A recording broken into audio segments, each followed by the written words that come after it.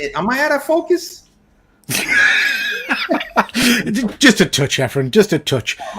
Just a touch. What is going on, Comic Book Familia? This is Comic Talk, and we have a very special episode today. But the person right next to me, I'm always doing them with This is Comic Talk. How's it going, Peter? Very special. Got a bit of bounce back there, Efren. Yeah, really smooth beginning. Nano's probably looking at us like, what did I get myself into here, man? So how's it going, Peter? Everything Not bad going at all, mate. Not bad at all. I am excited to do the show. Before we get into it, I have to say, you throw us every time with a new intro music thing. That was a bit kind of funky and down with the kids, wasn't it? It was exciting, that one. I liked it. That was last minute, basically, because I had the video already, but I forgot to add music to it. So I just added it really quick. So very cool. I'm out of focus here, so bear with me for a second. Yeah, sure, no problem. I'm excited to do this one, Efren, because as you say, we're meeting a pal of yours, Nando, who has done what I think a lot of we want to do, which is started their own comic selling biz. Because, I mean, I think we've talked about it before. The viewers won't realise this, Efren, but we're older gentlemen. Do you know what I mean? We are a little bit older. And that's my kind of retirement hope, that I'll have a nice little shop somewhere just selling my stuff and just being able to enjoy the hobby a bit more, Yeah. So hats off. I can't wait to talk to him about how challenging actually making money in this business is and the trials and tribulations that go along with it. Yeah, with that being said, let's bring him on. Nando, how's it going? It's good, guys. Thank you for having me.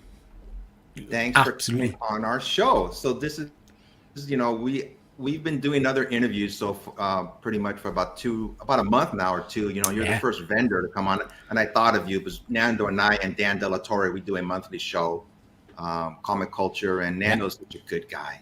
Just like when I met you, Peter, I knew you were a good person. Same thing goes with Nando. I met on another channel, a Hood Rats channel, I believe, and I seen him. I go, "This is a good guy."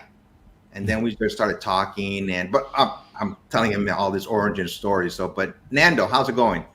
It's good. It's good. It's a beautiful Monday. It's not so late on our coast or on our side of the pond, so it's it's not too bad today. Yeah. It's 12 o'clock here, and it's 8 o'clock over there. Peter's going to bed right after this. Yeah, I'm ready for bed, ready to be tucked up with a hot water bottle.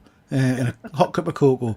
Efren, just before we start, just quickly jump to the chat. We've got a few people watching, so nice to see. We've got Tragedy Tales. Nice to see you, my friend. Hope you're well. We've got Fuzzy Dunlop. Always a pleasure to see you, Fuzzy. Nando, Fuzzy's one of our most faithful supporters, so always nice to see Fuzzy in the chat. We've got James Jockish. Is that how I pronounce that? He's a friend of mine. Yeah. Okay. I'm loving that thumbnail. Loving that from Nice to see you. And we've got Wayne, who's again always supporting us. Nice to see you, Wayne. Thank you very much for joining. We've got James again. How about how to properly sell a collection? Yeah, I mean, I've sold a collection before. I don't know if any of you guys have ever sold a complete collection. I had to sell mine when I first had my first children, and I was absolutely screwed over by a big time collector in the UK, and I regret it ever since. But that's maybe a question for later on. Be interesting to know about big collections. Yeah. Fuzzy, that's a shirt for the ages. We've just been talking about that, Fuzzy. It's a stunning shirt. Love it. Love it. Thank you. All right, Nando, you ready for the first question? All right. Shoot. So this one is before we start talking about you being a vendor at all, but before we get to know how you became a vendor, tell us your origin story, how you got into comics, and how did you come up with the name the Nando Knight? Well, coming out of it was a opera show one night. Had to walk down a dark alley. I'm just kidding. It's the wrong origin story. So my origin story.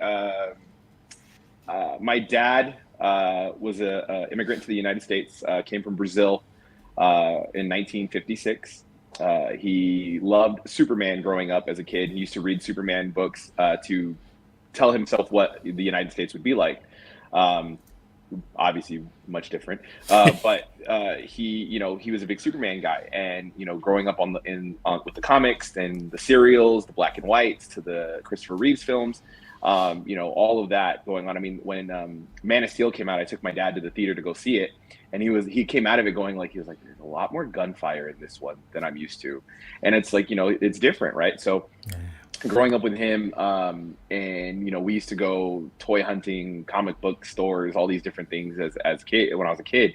And you always want to be like your dad, but you always want to have a little bit of rivalry with him too, because the little builds up a little bit as you grow up. And for me, so I wanted to stay in the same vein with the comics, but I think mine was a little darker. So I went Batman was my favorite character as a kid. Plus, it was the car. As a kid, you get to play with the cars. Chicks dig the car, isn't that what they say? Dig the car. Yeah. So I stuck with Batman, and I was definitely more of a toy person than I was a comic book kid until later on in life. And then I started reading again. I went away from it, came back, started reading. The first book that got reintroduced to me was Batman #1 New 52. So it was the Court of Owls storyline, which just throws everybody for a loop, and it's such a great storyline with Snyder and Capullo's art. It was great. Then I started hanging out with more people in the comic book community, seeing different things develop, and my background is sales for almost a quarter of a century. So it was a natural transition into selling comic books. But the Nando Knight, actually, I have to give I can't take credit for that. I have to give credit to my friend Bat Force Grumps from Bat Force Radio, another great channel. He's my buddy. Him and I were chatting one day, and I was coming up with an Instagram handle, right? I wanted to start an Instagram page that could highlight my Batman fanhood or whatever, things like that. And he was like, well, why don't you call yourself the Nando Knight? Like, not the Dark Knight, but the Nando Knight. And I was like, that's great. Like, sure, let's do it. And then that's how we came up with TNK Comics.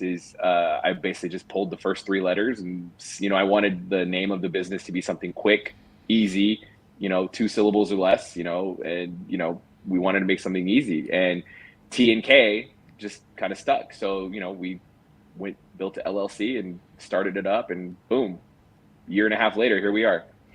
Very cool, very cool. I just want to pick you up, if I may, Nando, on. You mentioned Superman there, and your father's background, and obviously Superman is the ultimate immigrant story, really. A strange visitor from it and all the rest of it. I get a bit of grief on my channels because I'm a massive Superman fan in terms of what he represents. And obviously that meant a lot for your father as well. So do you think in today's America, so I'm getting political straight away, everyone, I do apologise, but do you think in today's America, Superman is still as relevant? Does what he stand for still ring true, do you think? The hard one, not.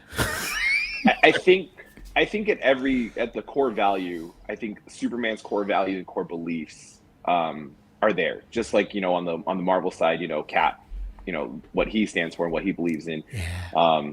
That just shows my growth really quick, by the way, because before Efren would tell you that I would probably never referenced Marvel for any reason, but there's growth. There's growth. Okay. So I think the core beliefs are still there in people, but the world is so different today than it is then, and just how the development and growth of what everybody's happened and changed, I think it's there. But I think at the end, the true core, if you when you chip away at everything and you want to get down to what people want to be, and they want to be a good people, I think there's probably hope for that to be there somewhere. Hope, that's the key word, I think. And Fuzzy's saying in the chat, did it ever ring true?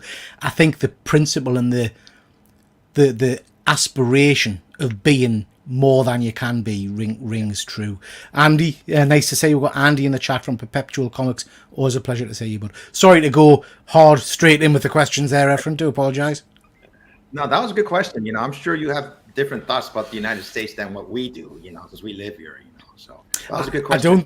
I don't think it's the United States, mate. I think it's, if we were to get political, I think characters like Superman, Captain America, they mean more to me because of Optimus Prime is my favourite, because of the moralistic values they hold. And I think in today's world we've lost sight of how important that is, So yeah, I just think those characters mean a lot and should mean a lot.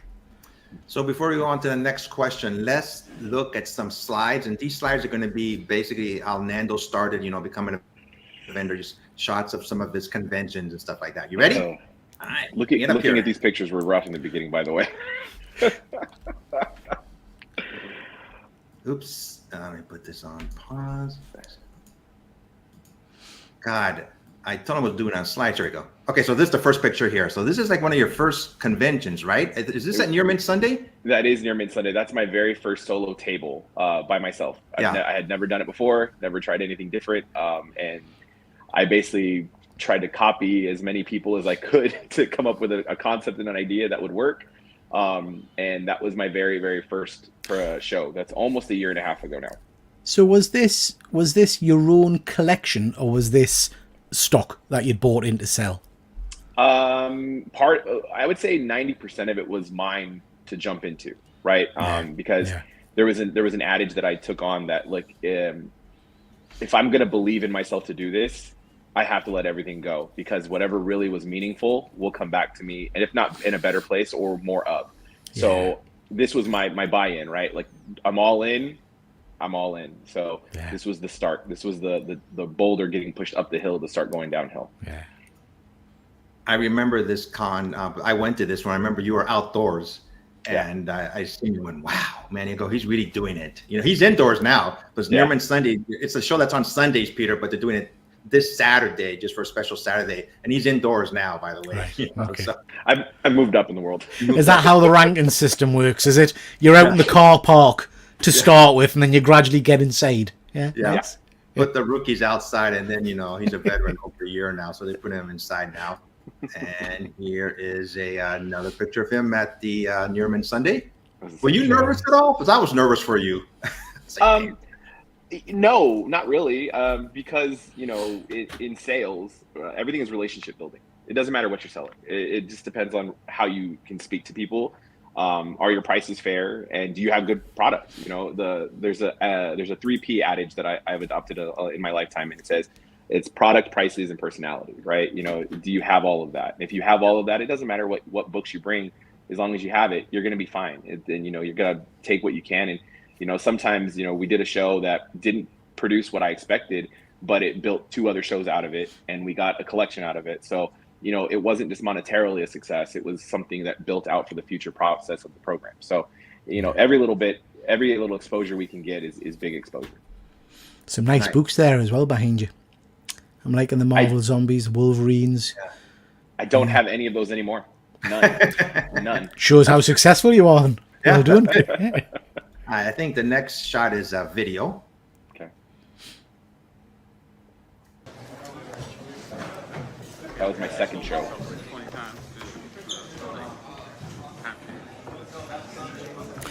I'm already jealous of your short boxes there, because those black crates are incredibly hard to get a hold of over in the UK. Really? The sell for, I think it's probably around about, correct us in the chat if I'm wrong, Andy might know, I think about $60 for a crate.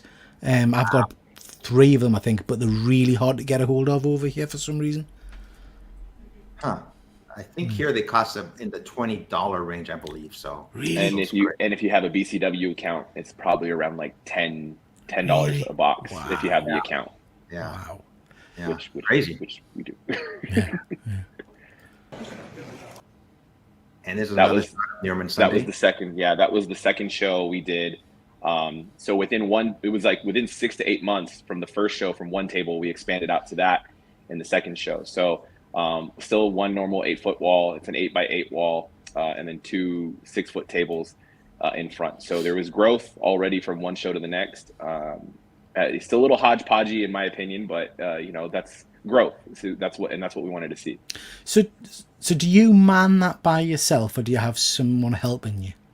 In the beginning, sorry, I shouldn't say in the beginning, it was just me. The company is just me. It's my sole brand. Like, everything I do is on my own, but I'm really fortunate to have friends that are very helpful and that want to help see this succeed. So they volunteer their time. What I'll do is I'll give them real estate. I can't pay them, but I give them real estate. So whether it's on the wall where they can put up a couple slabs, or if they put on some raw books, they take 100% of the profit. Like, if you're helping me physically there, I'm not going to charge you a consignment fee. You sell the book, boom, you made the money. Yeah. Nice. I guess I ask the question because I go to a lot of cons in the UK and they're jam-packed, which I'm sure yours are in the States there. And it's a lot of product out in the open. Do you know what I mean? It's easy for people to grab stuff, I guess. So I guess if you're selling at these kind of things, you've got to have your eyes open and your wits about you, I would imagine. Yeah. LP is a very LP loss prevention is a huge deal for me. Like I come from a corporate retail background, so for me it's positioning, conversation. But I will tell you the number one goal we're taught in retail. The number one way to prevent theft is to engage. Right? Yeah. You talk to people. The more you talk and the more you engage, the less likely somebody is to do something because they already feel that there's eyes on them already. So for me, it's I don't stop talking. So that helps. Yeah. I've told Nando in the past that if you know how comic book cons, when you go to vendors, you see like an old guy sitting down. Sometimes they're asleep. I told Nando, if you need somebody to fall asleep at you, let me know, and I would just hang out there, not say anything, but just be sleeping like this, Yeah, Efren's your version of Grandpa from The Simpsons, isn't he? You just wake up every now and then, and we're just gonna put a sign, Abraham, over there. See what the next one is here. And here's another one. Slick. This is an slick. update. You have a banner. Yeah. So that was Ontario Comic-Con Revolution last year. We went to a 10x10 unit where we were able to bring slabs, raw books, and then do a setup on the wall for everything we had there. That was my first multiple day show. Before that, it was all single day shows, events. This was a full weekend. So this was a Saturday and Sunday show. That was our best show by far at that point. And it was fun. You don't think about how much fun these are because of all the work that goes into it. Like it's a lot of physical labor. Like you do the day before setup, you test things out because in your mind, it's one way. And then you get there, the space may not be exactly what you thought it was. And you're like, all right, well, how do I make this, shoppable? And like I said, that's my retail background is shoppability, comfort for the guest. Do they have access on all points? So with this booth specifically, you were able to come in, view the wall on the back end of it, underneath the banner. You could dig there alphabetically, right? That's another thing. We made alphabetical order on all the books. You had all the call outs that were standing out of the bin, so you knew where you were. And then on the outside part, the very front row, that was where you could dig on the outside of the booth. So that gave room on the interior for everybody to shop. You see, 2 points on that one. First of all, that display looks stunning. I think there's something really alluring about the red and the black. I know it sounds a silly thing, but it makes it stand out. But for me, I, as an older chap, get so angry and sick of going to cons where the key books, because I predominantly collect keys, is on the wall right at the back, and I cannot see the prices. So I'm literally taking photos with my phone and zooming in so I can try and because they'll not let you pass that line. Do you know what I mean? You can't break the line to get near the books, and that turns us off straight away. I tend to just walk away from it, to be honest. So the setup you've got there is superb. Yeah, and not to cut you off, Efren, if you were going to say something, but the idea is I don't want to take these books home. They're heavy, right? So the idea is to sell it, right? So therefore, if you can touch it, putting it in your hand 9 times out of 10 is going to increase the opportunity that you're going to want to take the book home. So touch it, right? Like I'm not asking you to, have meat clubs as your hands and be like, you're rough on the book.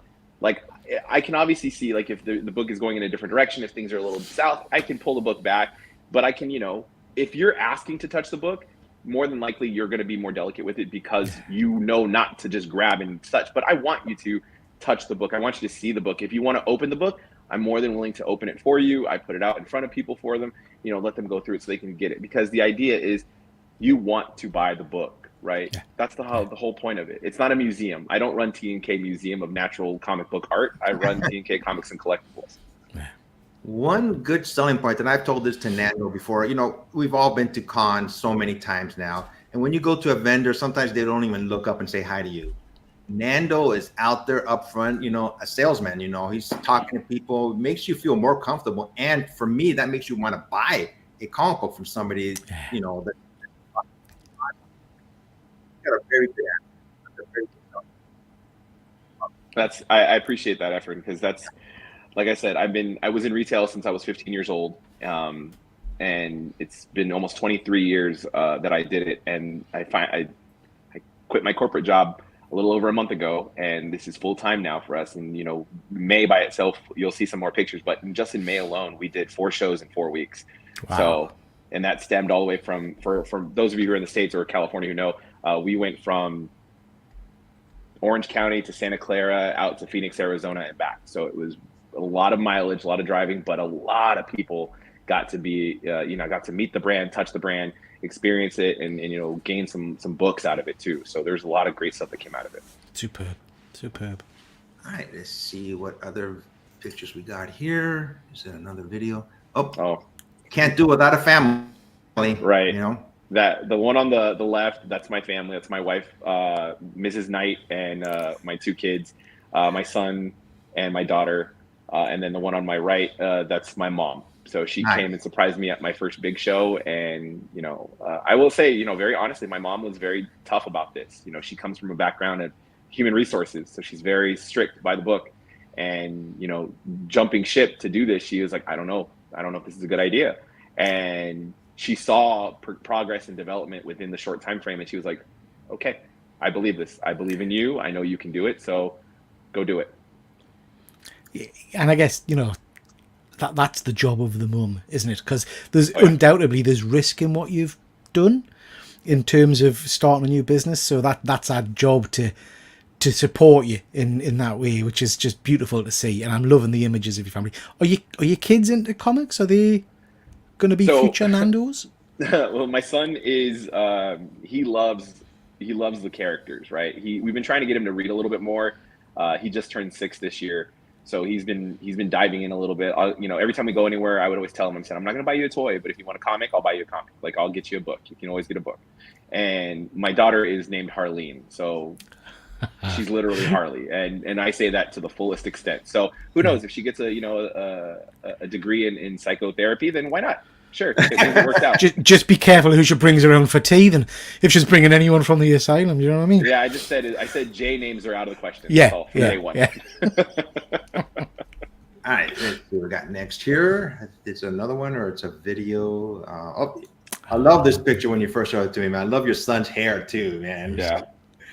That was a garage sale. We just put it out, in our community. It was a garage sale, and I just put out dollar books. And I was like, we didn't make a whole ton of money, but it was just cool to put, books out and see kids come by. Because I will say 95% of the people who bought comics from me that day were kids. So it was really cool to see. And, I was able to give away a couple issue 1s to some kids to get them started on a storyline, read a storyline. That's the whole point, is if we can't. Okay, so on my end of it, where I think what we should be doing as vendors is, one, providing good relationships, providing good prices, providing a good experience, but also reaching out to the youth, because if the kids don't read now, the hobby itself will eat itself alive and there won't be anything left. So for the future generations to be able to read and we have to be able to put those books into people's hands, but put good books in people's hands and put good things in people's hands that's what they want to read. So not just, hey, you should read this one. No, here, this is what you like. Read this story because it's a really good story. All right, let's get on to the next slide. We have a few more slides and a couple more videos here. When we've done this, sorry, Ephraim, when we've done the slides, just so people in the chat know, Andy's posted a few questions. So when we've done the slides, Andy, we will come back to your questions, mate, because they're good ones. Is this comics and cocktails? No. So yes, so the one on the left, the smaller booth, that was an 8x8 booth. That was a challenge to create something that worked to sell. And that was our first comics and cocktails show that we did, which is a brilliant show because, you get an ice cold, pint and you can walk around and buy some books. Now there was signage that said, if you spill it, you buy it. So that was great. And then the very next booth, the next time, that bigger, longer table, that was the second comics and cocktails. And we went from an 8x8 to a 30x10. So it went much larger. So we were able to put out 2 8-foot walls, an entire inventory line, plus we were able to put out dollar books too. So it was really something where we were able to do it. In the corner, that's Swaggle House. That's Mickey Finnegan in the corner. All right. Okay. Yeah. Very cool. Again, looks very, very professional. Looks really cool. Where is this at? So the one on the left, that was comics and cocktails that we just got an action picture of people digging. Okay. And then on the one on the right was a show in Temecula, California, which is the one you attended there, Efren. You actually came to the one, you saw me the next day when I was outside. Oh yes, yeah. But that was the first day that was indoor. So that was a very interesting show. It wasn't very comic related, but because it was a local show for me, I wanted to show that I was part of the community, that I was local, and that people could have an opportunity to meet me and get to know me. So we did that show, and it was a challenge on spacing again, but we figured it out. We made it work. Temecula, Peter's wine country. So after I went to Nando's show, I went to get some wine right after that. So I had a good day that day. South wine country. Very nice.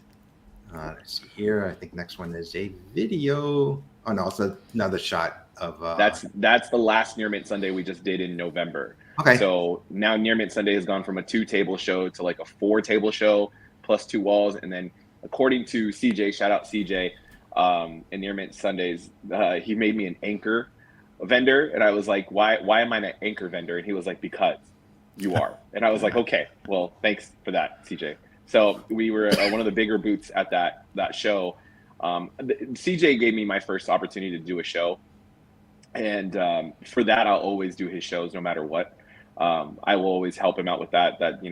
When I'm a firm believer of when you give somebody an opportunity, you repay that opportunity with loyalty and faithfulness, and how you do things.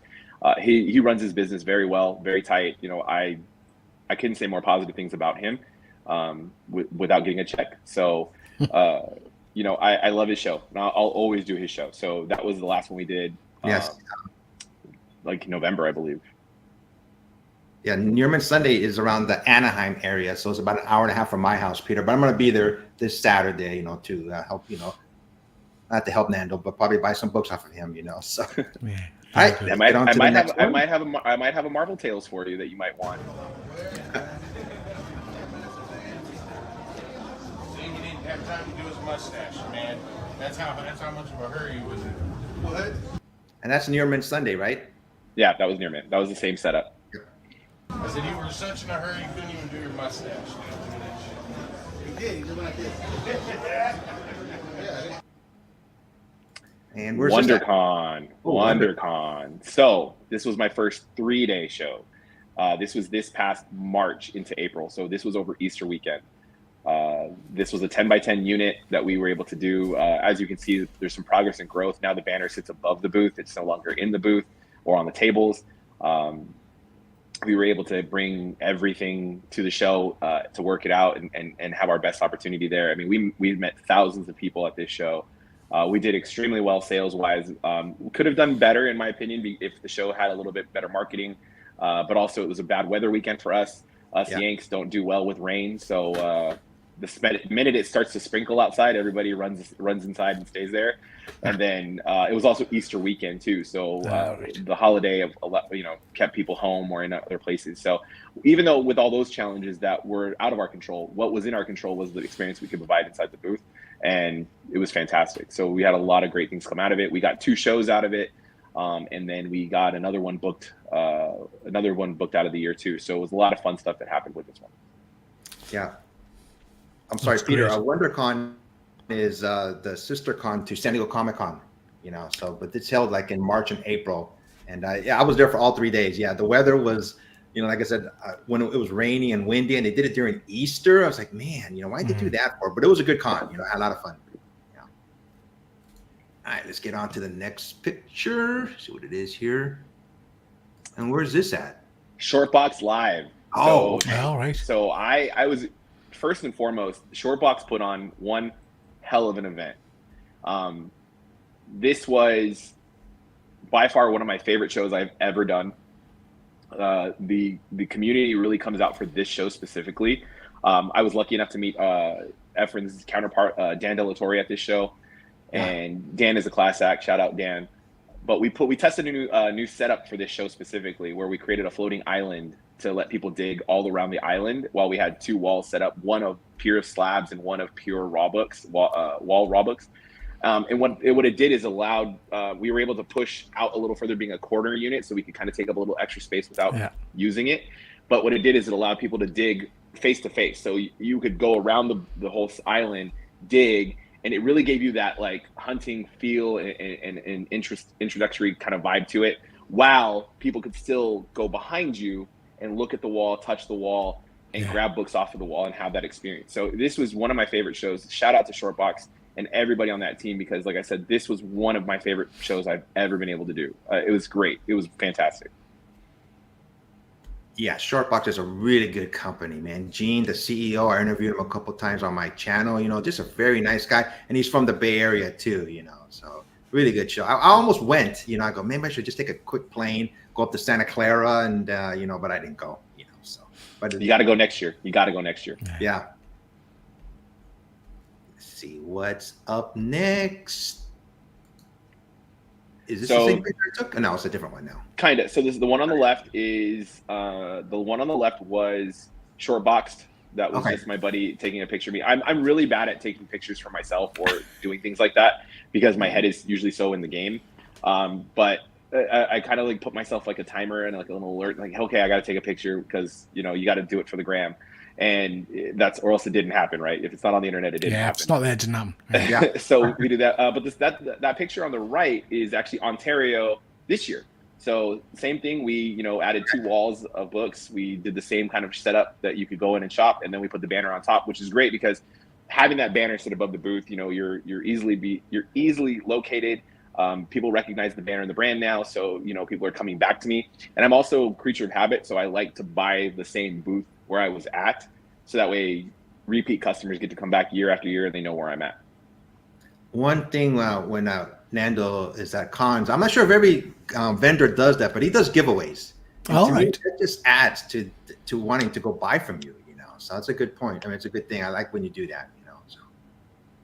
And let's see what's up next. We're almost done, folks, and then we'll take all the questions. This is, where's this at? Phoenix. This was 2 weeks ago, Phoenix. Okay. 10 a.m. That means the exhibit halls are open, and welcome to Phoenix Fan Fusion.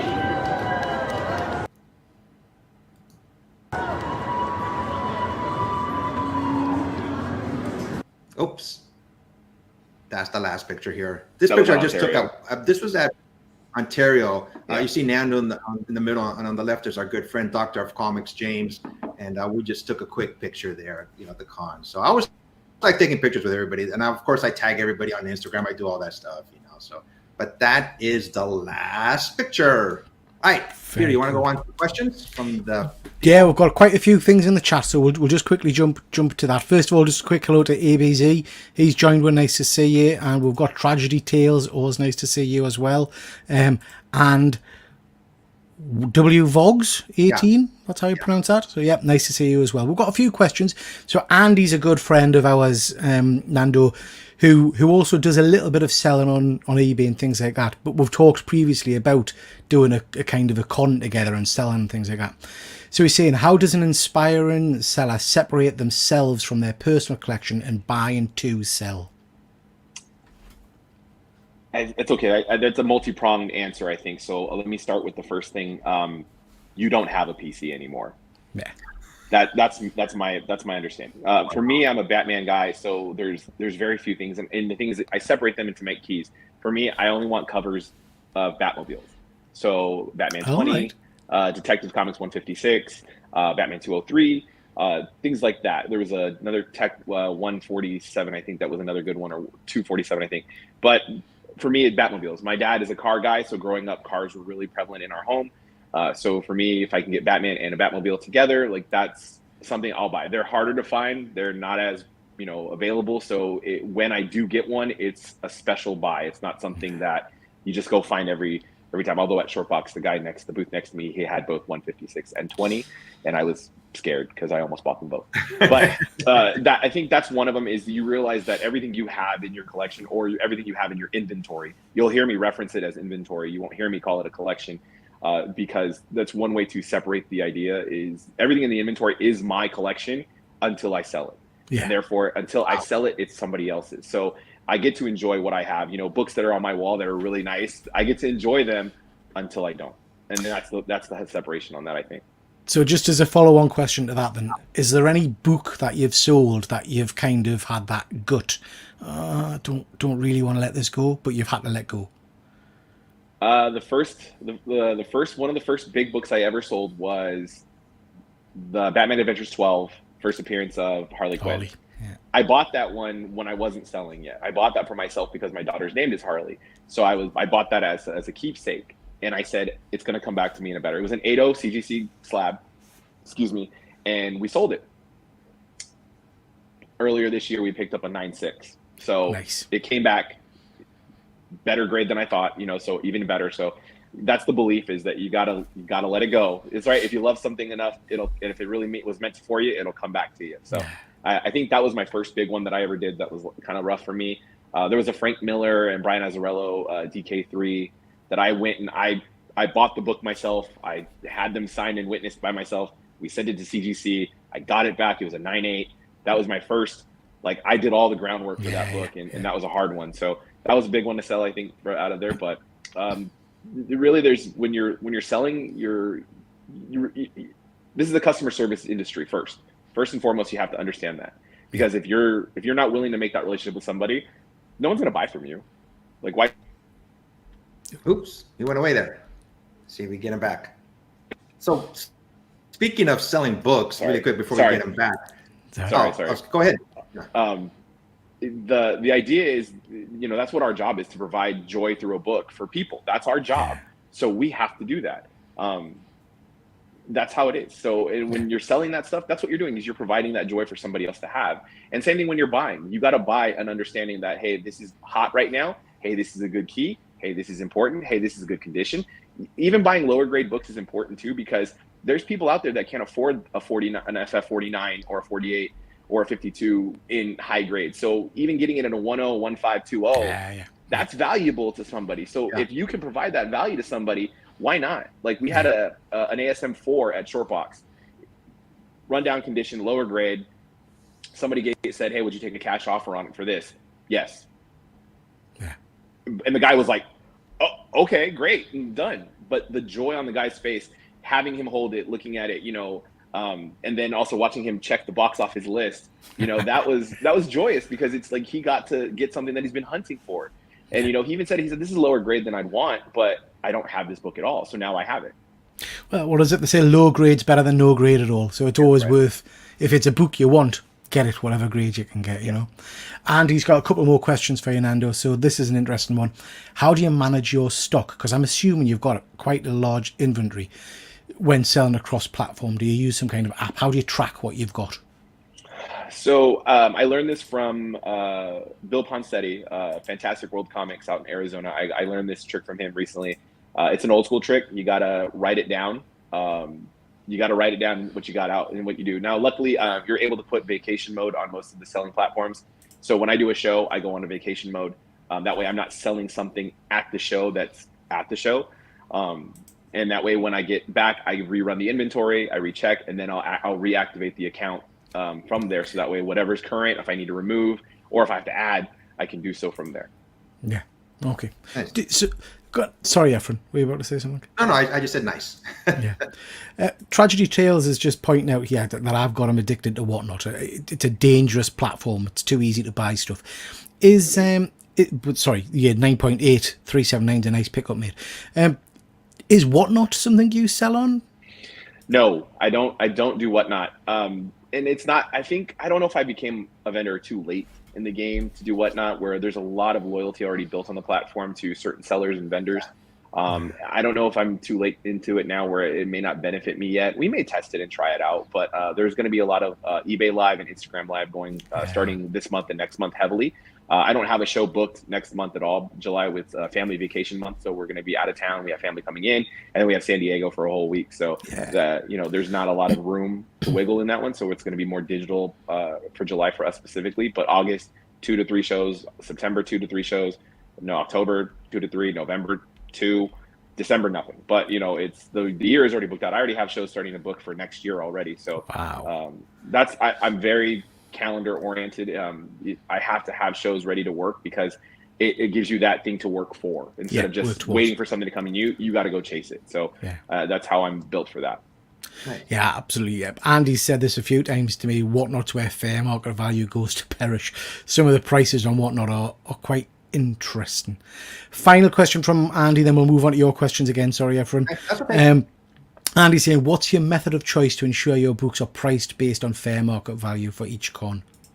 That's a really good question, because a lot of the time the educated comic buyer will ask you, well, who are you pricing through, or where are you getting your prices from, right? There's degrees of collectors, and you'll get I'm just starting to, so I see that you have that, FF52 on your wall. It looks like a 2.0. Can I check it out? And it's like, who did you price it through, right? And you're like, oh, okay, let me talk to you.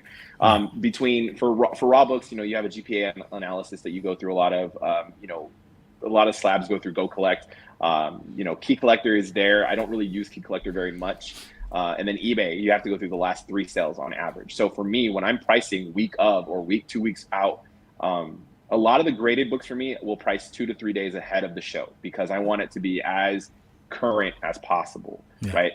Our job is not just to physically be at the shows, but our job is to bring the right prices, the right product, like I said earlier. So it's my job to prep the books and to have everything ready so that way you don't have to question it. You don't have to second guess it. It should be something that you should look at and be like, yeah, this is the right price for this book. Let me just buy it. And if you want to challenge it and you want to look at it, you want to make me an offer, by all means, that's your availability and that's your freedom to do so. But understand that when you see my prices, they're more than likely going to be like, yeah, I'll buy it. Sure. Yeah. No, I think that's a great point. And Andy's saying, sorry for asking so many questions. No, mate, this is exactly what we want, Andy. It's great to have your input. Fuzzy mentioned pictures of tables with lots of comics, and that kind of leads us to a quick question. I do apologize, Efren. I'm taking over. But it's our show, Peter. That's quite all right. I'm learning a lot too, just listening. Just a quick question in terms of pricing and tables full of comics. Your long boxes, short boxes, where you've got probably thousands and thousands of books, are those books individually priced, or do you price them when the person hands them to you and says, I'd like to buy that? No. That's the right answer, Nando. That's the right answer. Yeah. No. So we have, on average, when we take to a show, we take anywhere between 26 to 34 short boxes of inventory. We take an average of anywhere between 8 to 12 long boxes of dollar books. I'm a little OCD. My dollar books are actually color coded with a sticker on the top where they're red, green, or blue. Red will stand for Marvel, blue will stand for DC, green stands for independent. But that is not just for me, but that is also for the guest who's buying, because if they're buying a stack of dollar books and then they get a stack of inventory books, you want to be able to separate that. So whether it's myself or my friends who are shopping or working with me to help bring them up, if they see that sticker, they know it's a dollar book no matter what. But no, everything is priced. And if it's not priced in the main inventory books, I take the hit and I make it a $3 book regardless. It's a $3 book. And if it's more than a $3 book, okay, I didn't do my job well enough, you take the W on it. See, I think that's amazing to hear, because there's a very good, I'm not going to name it, but there's a very good, decent shop near me that has a big inventory of back issues. But what they do is, when you hand them the stack of books, they literally go to eBay and they have a quick look and see what the rough price is on eBay and then pick a price, and it does my head in. It's like, come on, that's not fair, But yeah. I think that to add to that, I think that's, oh boy, I don't want to start international problems over here. I think that's lazy. Like, you shouldn't have your guests or your clientele do your work for you. Yeah. Now there's a lot of things that I do learn from our guests on the daily, because that's one of the biggest things I learned in sales is use your clients and your guests to educate you as much as you can, because they know more than you do, right? They do. Like, that's the bottom line. Like, I learn from Efren, I learn from everybody I talk to, because there's something that they know that I don't know, but that helps me learn. But I'm not going to sit there and have you dig through my books and be like, hey, did you know this was a key? Yeah. And then me be like, hey, let me price that and throw it on the wall instead of the dollar bin. Yeah. Sometimes I've made errors growing up with this business so far, where I've had good books in my dollar bin where people have been like, he's selling stuff cheap. Honestly, if I get them cheap, why shouldn't I be able to pass the buck on to you a little bit too? So a lot of the time when you buy a collection, you're paying 35, 45 cents a book. I put it for $1. Oh shoot, I made 55 cents. Like, that's fine. Yeah. Like, we'll figure it out. And, it always balances each other off as it goes on in a show. Sometimes dollar books will do better at one show versus the main inventory or slabs. It balances. It's all a constant game of figuring out what's working now and not. Yeah. Fuzzy's just saying in the chat here, he had a well-known retailer recently get in touch to inform me that they had to cancel one of my new releases because it had gone up in value before it was officially released. That's bad crack, mate. That's bad crack. Yep. All right. Any more comments, Peter? Should we go on to the next question that I have? No. Just Fuzzy pointing out it was $5.99 book and they wanted £15 for it. Greedy so-and-sos. Yeah. You've kind of answered this, but I'm going to ask it. It says, besides selling books as a vendor, what else are you using to sell your books? So I'm a retailer. I'm an old school retailer. I love the in-person selling and opportunity to have conversations with people. But we use Instagram to post some books. We'll use eBay. We'll use Shortbox for those different platforms. But for me, I get the kick, the physical visual representation of putting up nice walls and making things look pretty, and all the wall stuff is in Mylar. Everything looks good. That's, to me, presentation is key. Because like when you eat, right? You go to restaurants and you get a nice meal put in front of you. You eat with your eyes before you actually even get to taste it. Yeah. So same thing. You shop with your eyes before you even get to hold it. So I think that's really important for me. I love that part of it. But Shortbox has been really good for me. I was really fortunate to be invited to do that show. We've seen success with eBay, but man, does eBay's fees and stuff eat at you a lot, because there was a book that we sold recently and I was just like, man, I should have just not even put it up there. Yeah. Do you ever think about going on, you said Instagram Live at a show? I've seen other vendors do that. Okay. Humble brag. I swear this is not being boastful. We're too busy. We don't ever get the opportunity to really do that, because I don't want to take away from what I can have an interaction with the guests. Right? Like, how would you feel if you came up to my booth and at that point in time, even if we were just a little busy, like, and I know a lot of vendors do this, and that's fine, because that's their brand and they've already established that. Mine hasn't. So I don't want it to be something out of the blue or new to them, and where that's not an expectation. I want you to come up to my booth and be able to say hi and have a conversation. How's your show been so far? What have you picked up? But outside of that, like, imagine you coming up to my booth and I'm just sitting there on my phone doing something. Like, that's not who I am. And that's not saying that that's less or greater than, but that's, for me, the way I work. That's not how I work. Nice. Good answer. I tell you, Peter, I've seen Nando in action. I've said this already before, but I talked to him briefly for about 2 or 3 seconds. And he started talking to the executive. It was a very good job. I'm impressed. I was at a booth. It was my show. I go, yeah, okay, buy what you want. Just, like I said, I'd be at a corner falling asleep. So next question. What books are top sellers for the most part? Okay, let's just go in the now, because you can go on the overview of everything. Obviously, every time you go out anywhere, ASM sells, X-Men sells, Batman sells, things like that. But in the moment right now, the most recent pickups, I will tell you, it's been X-Men. Summer of X is hot right now, no matter what it is. From even X Factor books are catching heat. X Force books are catching heat. Anything like a derivative of the title of X-Men, like the different characters, like the Rogue title had some hot books going off of it. But anything Silver Age you can still put up that does really well. But yeah, and a lot of the variants too, if you have good variants, and I don't want to say just any variant, but if you have some good variants, they do well. Like a Spawn number 3, but it was a newsstand, right? A newsstand Spawn number 3 is considered like a 1 in 100 variant. It was very rare. It was hard to find. So if you have it on the wall, it's like everyone overlooks it because they just think it's a Spawn 3.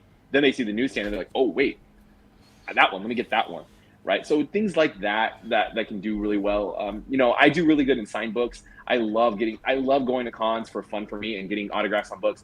I do my own COA, because that way if I did it, I saw it. And putting an opportunity to get a signed book into people's hand because they weren't able to attend a show, or they can't afford a slab that's that price point. So it's a way of getting that opportunity to people's hands.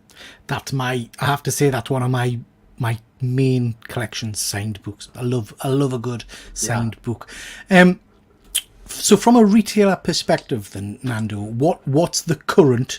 And I appreciate this is a hard question, but what's the current hot book? What book are people asking you for most at the moment? I don't really have new books, like main title books that are coming out weekly right now at the moment. We have some, but not a lot. But the, Doom was a big book that everybody kind of started asking for, the one shot. But for the most part, it's, like I said, it's anything X-Men. And it's that 94 to 166 kind of run that everyone's looking for right now, because that's kind of the most relatable out of X-Men 97 that kind of rebuilt a hype for it. So a lot of that is what's coming out of it right now. Do you think that's because people are hopeful that when the X-Men join the MCU, you might get a bit of a bump on those books?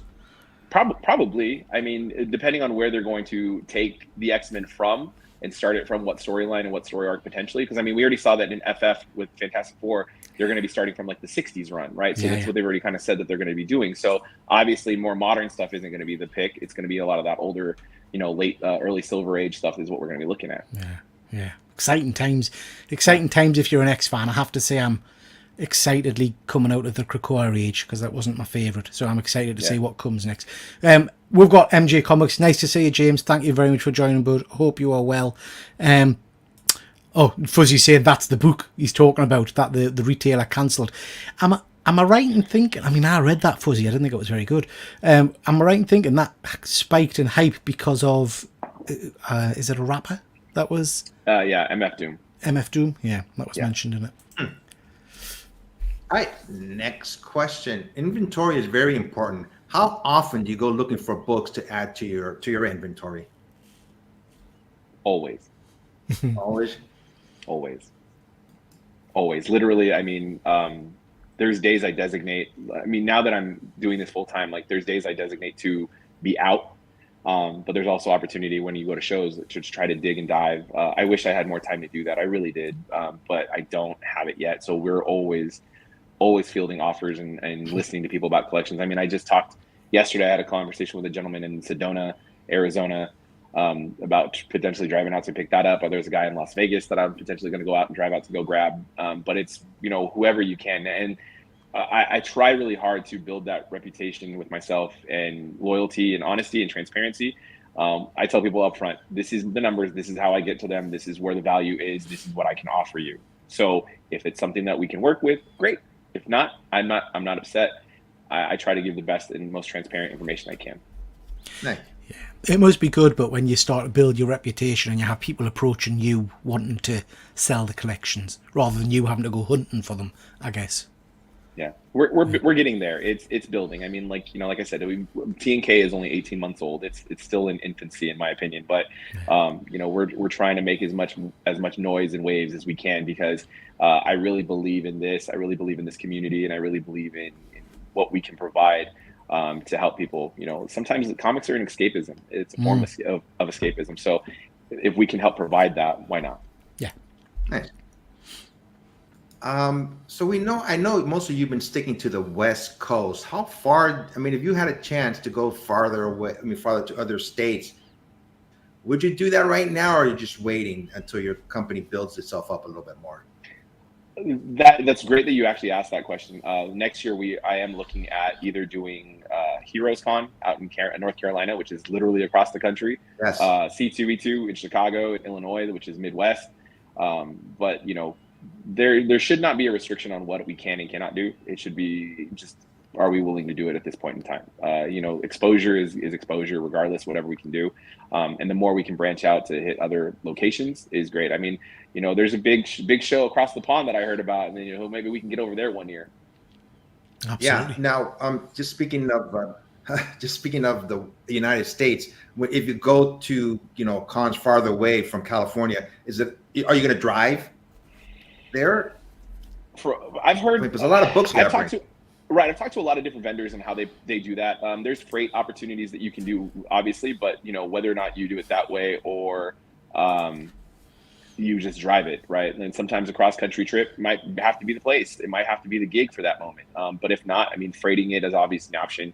I believe Shortbox even optioned an opportunity to freight something up north. And that was just a few hour drive for us. And, they still asked if that was an option that we wanted. And I said, no, because I was already coming from another show that had the van already. So we pushed it. We did it. Yeah. And my last question is, and give us a sneak preview of what's coming up for the rest of 2024. You mentioned 2025 already, but how full is your calendar? Okay, so June we have 2 shows. Near Mint Sunday on Saturday. Then we have Comics and Cocktails end of June, which is one of my favorite shows. I know I say favorite a lot, but these really are fun. They're just as much fun for me to attend as it is for guests to attend. So they're awesome. Shout out to We Can Be Heroes and Jose and that team. Julio. Sorry, Jose. Julio and his team over there, because they're just great people. They do so much good stuff with that brand and how they're really built that show out. July we're off, but I will be attending San Diego. Then August we have a few shows to do in August, a few shows in September. We're actually going to be at Horror Con LA, Nice. Horror Film LA. So we're going to be doing that. Then August, LA Comic Con will be the big one for August. For October. I will be at New York Comic Con vending. I'm not vending, but attending. Just to do that one in November. We also have what they call Old Man Con in Sedona.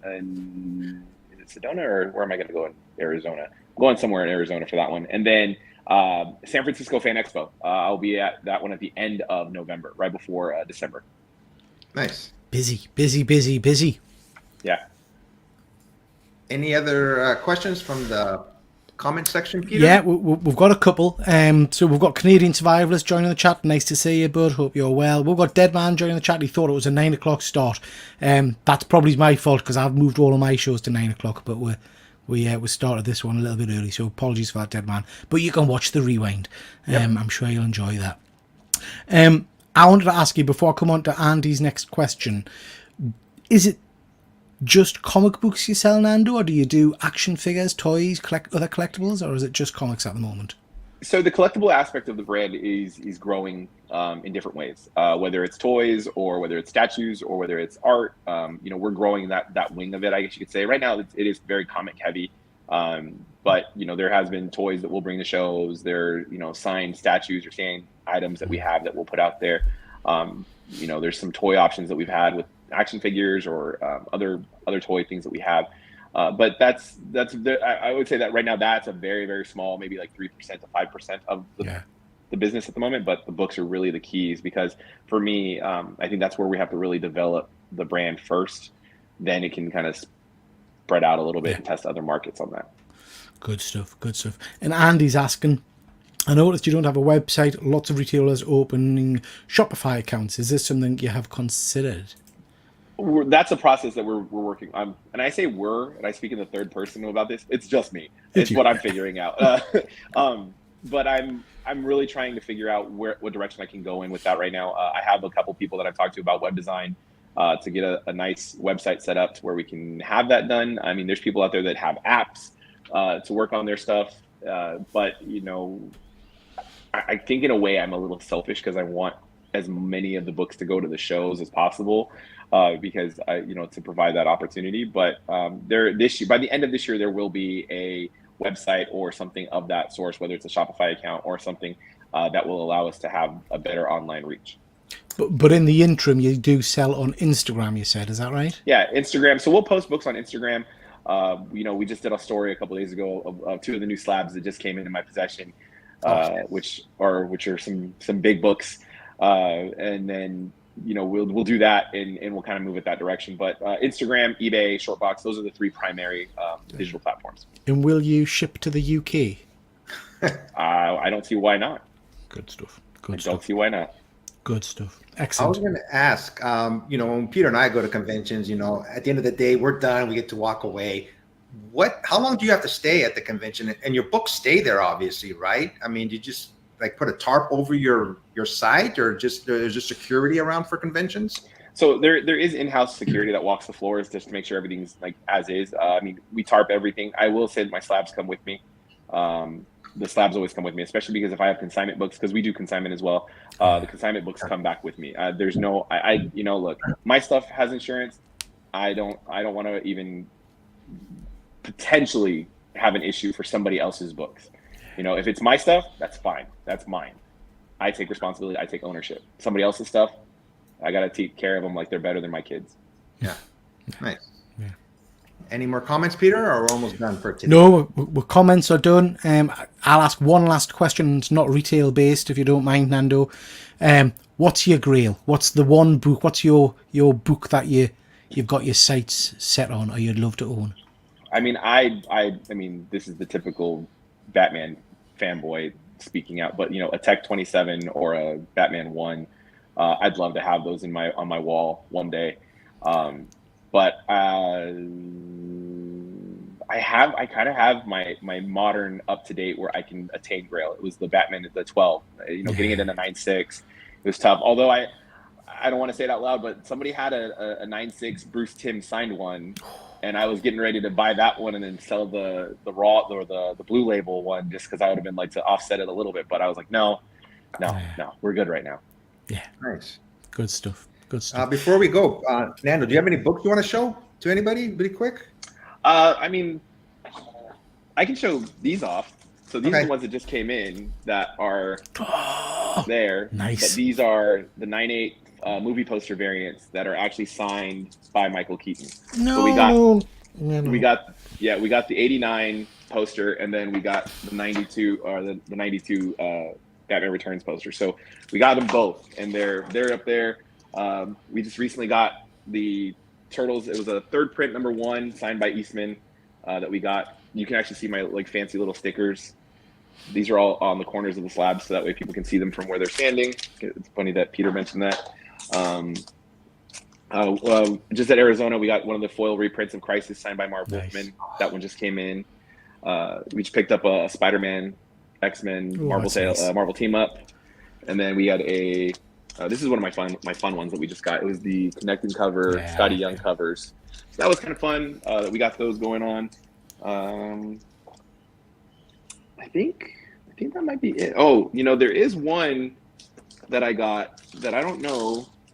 This might come into you, Efren, but this one just popped in recently. Ooh, nice. Ooh. But Nice. if you can see, there's Stan's signature right there too. Right So there. Nice. This is a Spider Stan signed by Stan Lee. So that one just came in Nice. too. But other than that, I mean, just some more books. Those Kevin the Michael Keaton books are definitely the ones that just came in, the most recent, and they're gorgeous books in person. They literally have the photo card on the back to show when he signed, how he signed.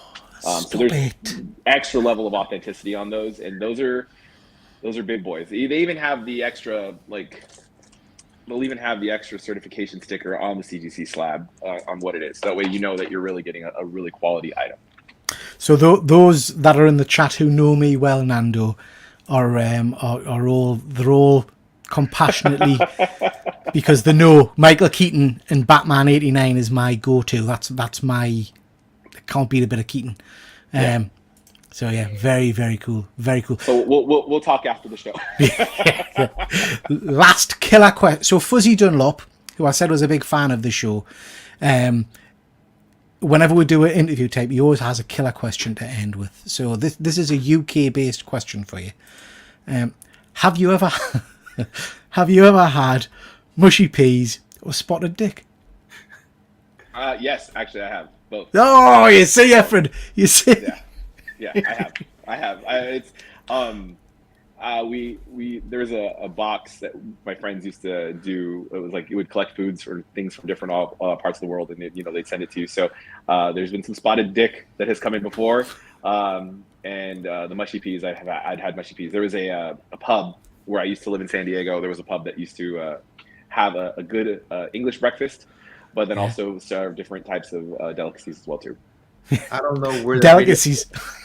Sorry, I don't know where the That's video what they is. called it. I don't know where the video is or when we shot it, but they asked me before if I ever had spotted dick, and I said, "What the heck is that?" Man, I had no idea. So I sent you a tin of mushy peas, and watching you so tentatively trying those mushy peas, Efren, was superb. yeah, I did a quick video of that I tried some mushy peas, and Peter sent me an A-OK, and one of them was mushy peas, so I tried it, and I did a video on it. It wasn't that bad, I was surprised. You got to try everything once. You got to try it once, and if you don't like it, then you can at least say I tried it once at least. Exactly. I think we are done, right, Peter? No more questions? No more questions. Thank you very much, everybody in the chat. You guys have been great. If I can just say, Nando, you're kind of living the dream for a person like me. Absolute hats off to you for Thank you. Kind of getting off your backside and doing it. Do you know what I mean? Because I have absolutely no doubt it's damn hard work, keeping the wheels turning. So huge tip of the hat to you, because it's something a lot of would dream of doing, I think. To quote one of my friends right now, he says, "How does it feel to be retired? Because I get to just go and goof off and have fun selling comic books to friends and other things like that." And I'm like, bro, I told him, I said, dude, if you only knew the work on the back end that went into it. So it's a lot of fun. It's hard, but like I said, it's fun. And I'm exhausted at the day after a show, but man, is it good to actually see the instant result of the work you put out, and you can see and then seeing the people that get to go home with stuff that they bought. There was a gentleman at Phoenix who bought, I had a set. It was a 1 through 6 Infinity Gauntlet. 1 through 6, 9.2 was the lowest, but there was 2 9.8s, two 9.4s, and two 9.2s, and each book had George Perez signed on it. Had the retired Deadpool asking for a 9.9 label, but then book 1 was 4 signatures plus a Rubenstein remark at a 9.8. Book 4 had 3 remarks plus 3 signatures at a 9.8. So it was a huge set. And the guy who bought it, he was just like, okay, I want this. And then and it's like I pulled it off the wall, and even the wife looked at him and was like, "Are you sure?" And he was like, "Yeah, this doesn't come around very often, and I need this." And so he bought it, and he went home and posted it on Instagram and tagged me in it and said that, you know, that was the gem of the show, and that he has the perfect home for it, and it's never going to go anywhere else. So the things like that's kind of, you know, that's the juice that keeps me moving on it. Yeah. Tremendous. Superb.